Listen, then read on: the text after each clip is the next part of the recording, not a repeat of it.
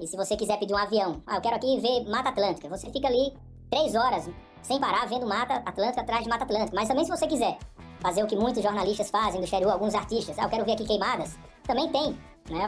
Ele vai mostrar ali com a região onde tem algumas queimadas, que no total da Amazônia, 87%, nós temos 87% de Mata Atlântica e 13% de queimadas. Então, assim, a ministra da Agricultura, Tereza Cristina, que, por sinal, saiu muito bem também na reunião, ela mostrou que o nosso agronegócio, ele não precisa da Amazônia, né? Nem a soja, onde é produzida a soja, todas as atividades principais da agricultura, enfim, plantações, enfim, tudo que o Brasil produz e exporta, não entra na região da Amazônia.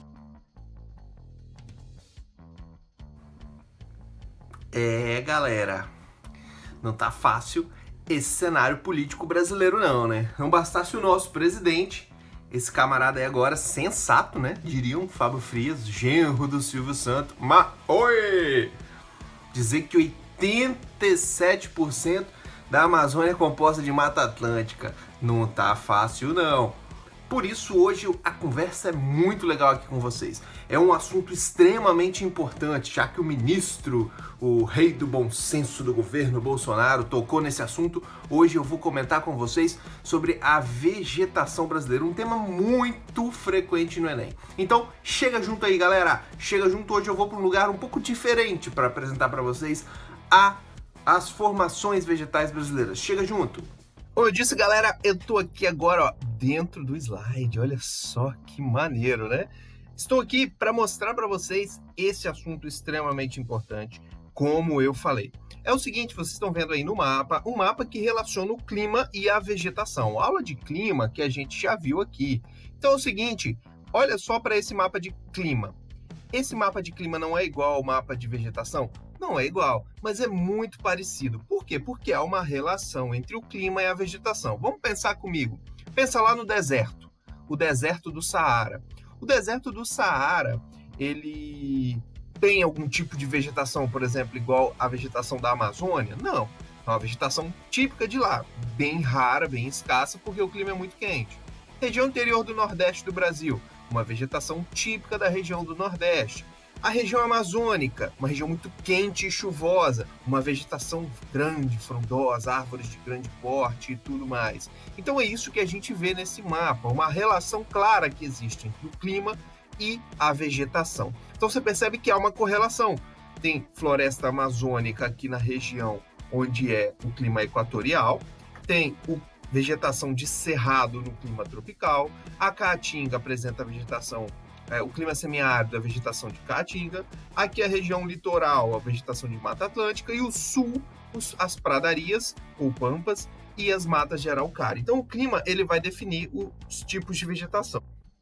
E agora nós temos aqui uma relação que a gente tem que estabelecer e uma reflexão nesse assunto que é muito importante e muito caro à geografia e também à biogeografia, que estuda essas formações vegetais. Existem esses dois conceitos aí que são muito importantes. Biomas ou morfoclimas, qual deles nós devemos usar? Os dois, exatamente. A gente tem que usar os dois conceitos, mas eles apresentam leves diferenças. Não quero dizer aqui que um está certo e um está errado. Biólogos podem brigar comigo ou então geógrafos. A gente discute muito isso quando a gente está estudando a geografia. Então, o conceito de bioma, vocês podem perceber aí no mapa de biomas, que é esse aqui da esquerda, o mapa de biomas ele tem Amazônia, Caatinga, Cerrado, Mata Atlântica, Pampa e o Pantanal.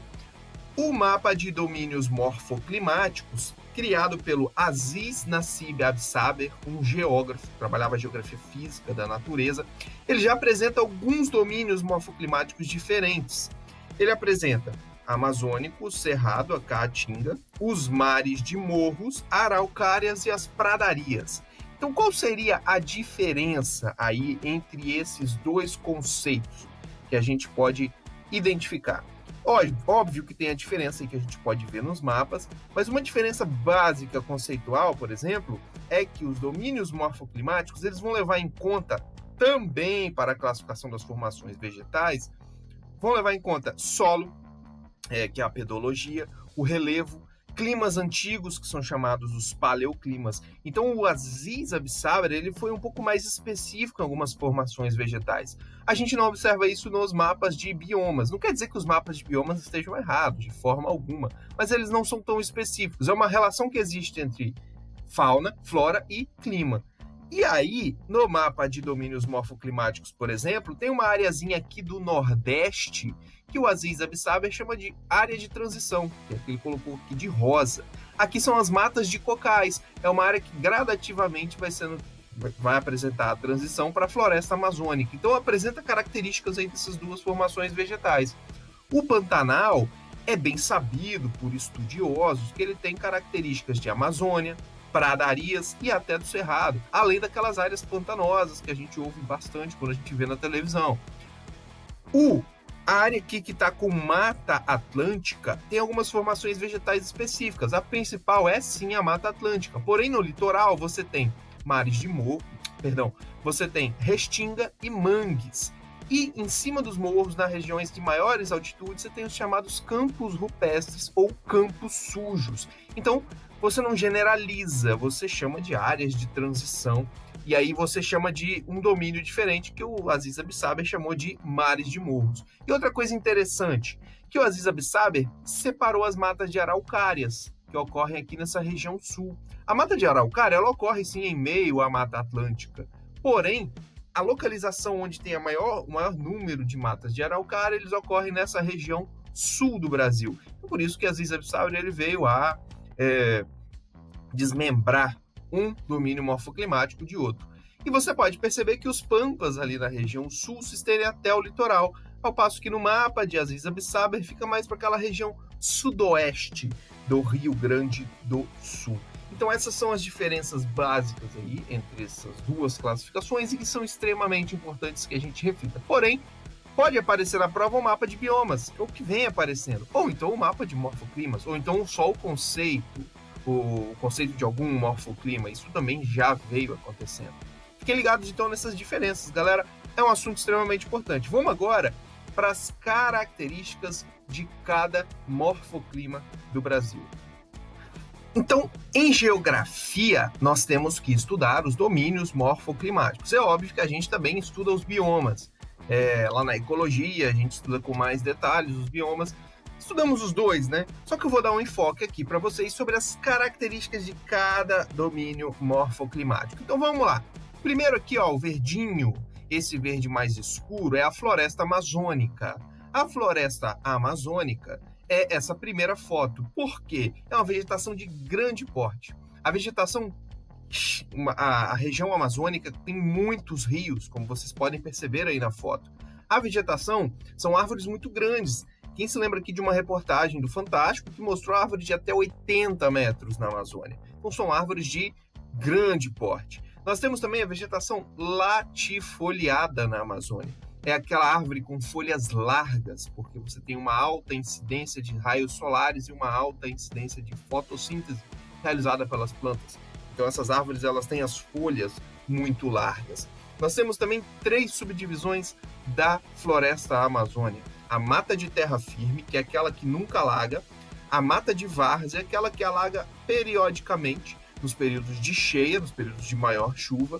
E a mata de igapó, que ocorre dentro dos rios, praticamente, naquela área mais próxima à margem ali dos rios, e que sempre está alagada. Se destaca aí a Vitória Régia, quem nunca se lembra dessa formação aí, né, dessa formação vegetal que aparece nessas regiões. Então, essas são as principais características da vegetação amazônica, além de, obviamente, uma elevadíssima biodiversidade de fauna e flora. Nós temos aqui na segunda imagem a característica do cerrado, a vegetação, a formação vegetal do cerrado. O que caracteriza o cerrado? Uma região extensa.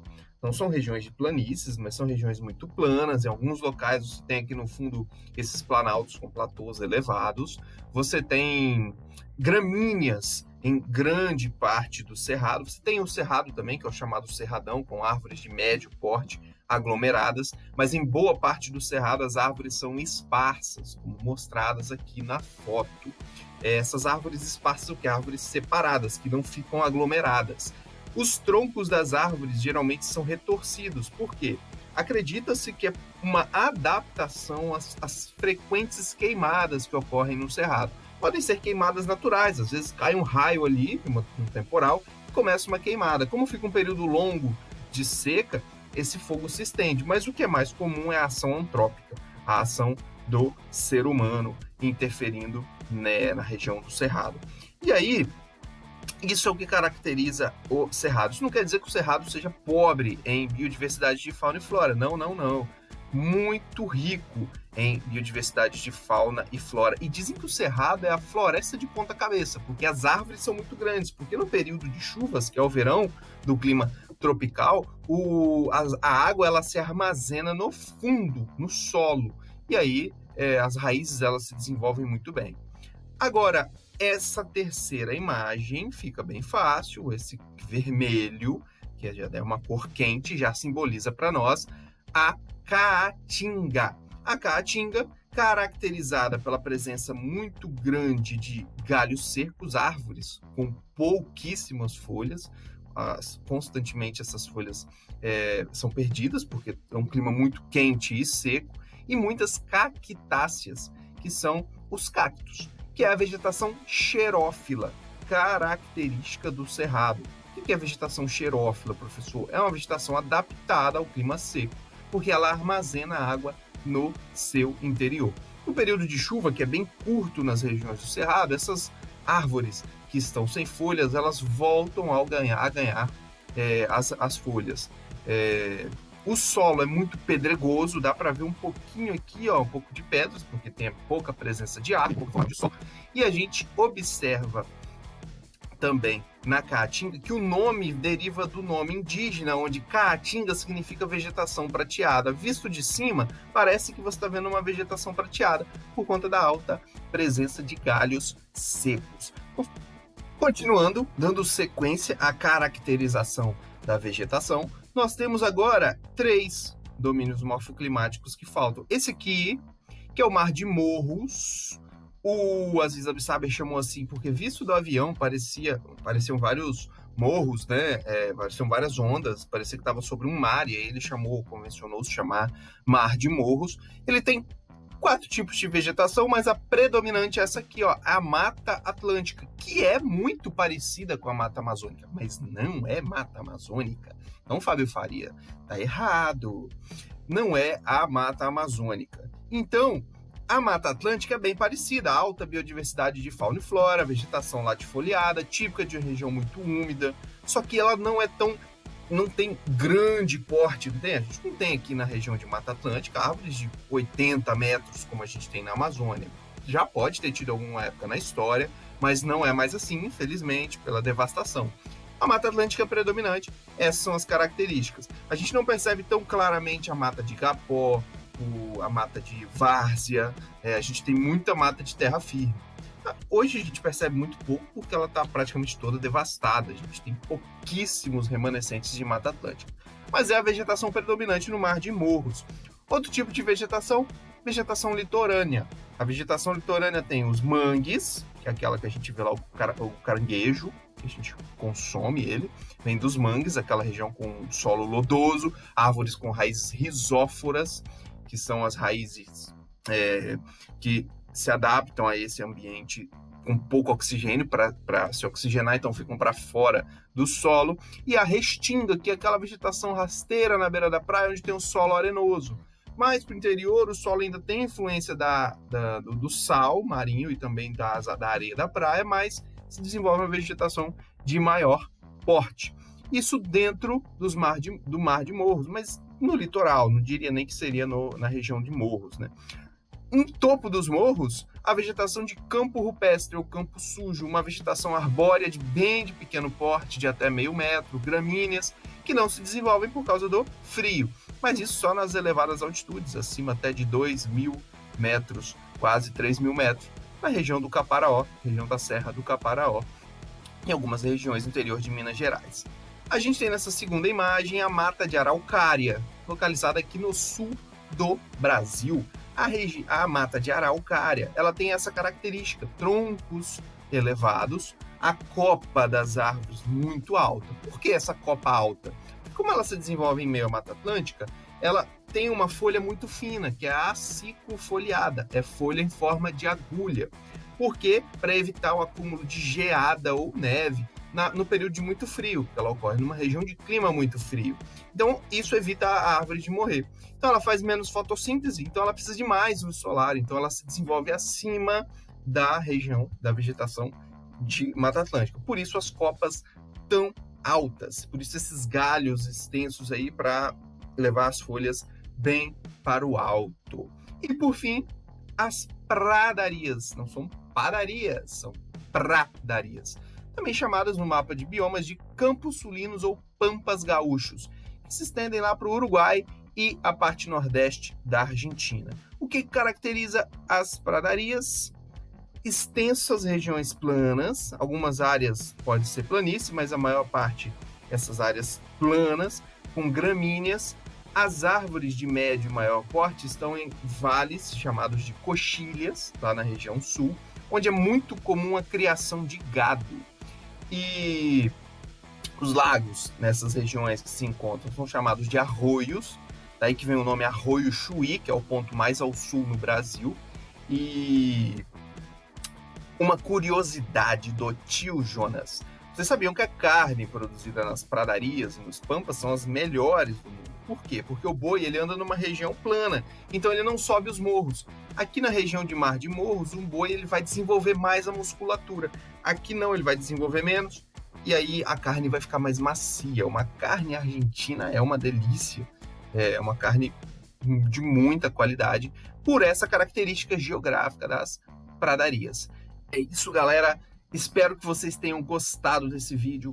Não se esqueça de se inscrever no canal, deixar o seu like aqui no vídeo, que isso ajuda pra caramba, e deixar o seu comentário com dúvidas, sugestões, debates, para a gente estabelecer um diálogo sempre muito produtivo sobre esse assunto e não cometer mais os erros que o ministro das comunicações do governo cometeu. Beleza? Tchau, tchau, galera. Até mais.